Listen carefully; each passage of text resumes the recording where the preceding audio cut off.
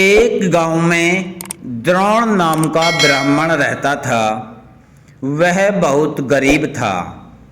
न उसके पास पहनने के लिए अच्छे कपड़े थे और न ही कुछ खाने को था। ब्राह्मण जैसे तैसे भिक्षा मांगकर अपना गुजारा कर रहा था। उसकी गरीबी को देखकर एक यजमान को उस पर दया आ गई। उसने द्रोण को बैलों का एक जोड़ा दान में दे दिया। बैलों को गोधन मानकर ब्राह्मण द्रोण उनकी सेवा पूरी लगन के साथ करने लगा। उसे बैलों से इतना प्रेम था कि वो खुद कम खाता था, लेकिन बैलों को भरपेट खिलाता था। ब्राह्मण की सेवा पाने के बाद दोनों बैल तंदुरुस्त हो गए। एक दिन हट्टे कट्टे बैलों पर चोर की नज़र पड़ गई। बैलों को देखते ही चोर ने मन ही मन बैलों को चुराने की योजना बना ली।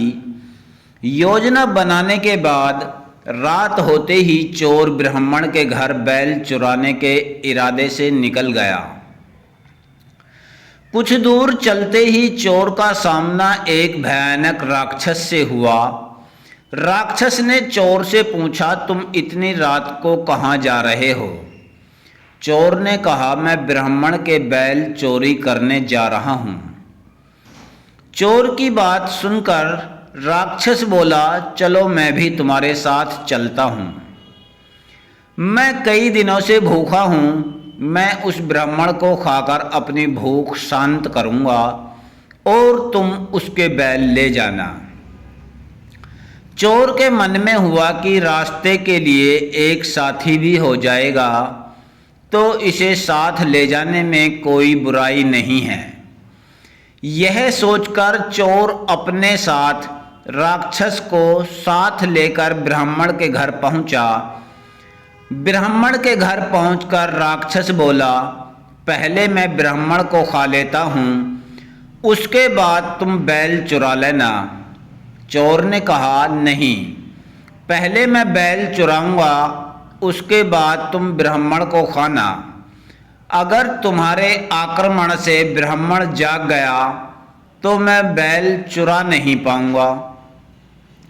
फिर राक्षस बोला, जब तुम बैल खोलोगे तो उसकी आवाज़ से भी ब्राह्मण जागकर अपनी रक्षा कर सकता है। मैं इस चक्कर में भूखा रह जाऊंगा। राक्षस और चोर दोनों इसी तरह बहस करते रहे। एक दूसरे की बात मानने को उनमें से कोई तैयार नहीं था। उसी बीच राक्षस और चोर की आवाज़ सुनकर ब्राह्मण जाग गया। ब्राह्मण को जागा देखकर जल्दी से चोर बोला, हे ब्राह्मण, देखो यह राक्षस आपको खाने आया है, लेकिन मैंने इससे आपको बचा लिया। इसने कई बार आपको खाने की कोशिश भी की, पर मैंने ऐसा होने नहीं दिया। चोर की बात सुनकर राक्षस ने भी तुरंत कहा, नहीं ब्राह्मण, मैं आपको खाने नहीं बल्कि आपके बैलों की रक्षा करने के लिए यहाँ आया हूँ। यह चोर आपके बैल चुराने आया था। दोनों की बात सुनकर ब्राह्मण को शक हुआ। खतरे को भांपते हुए ब्राह्मण ने फटाफट डंडा उठाया और दोनों को भगा दिया।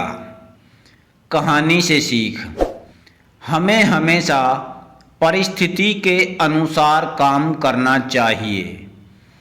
जैसे इस कहानी में ब्राह्मण ने किया, उसे चोर व राक्षस की बात सुनने के बाद अपनी आत्मरक्षा के लिए डंडा उठा लिया, जो उस परिस्थिति के लिए बिल्कुल सही था।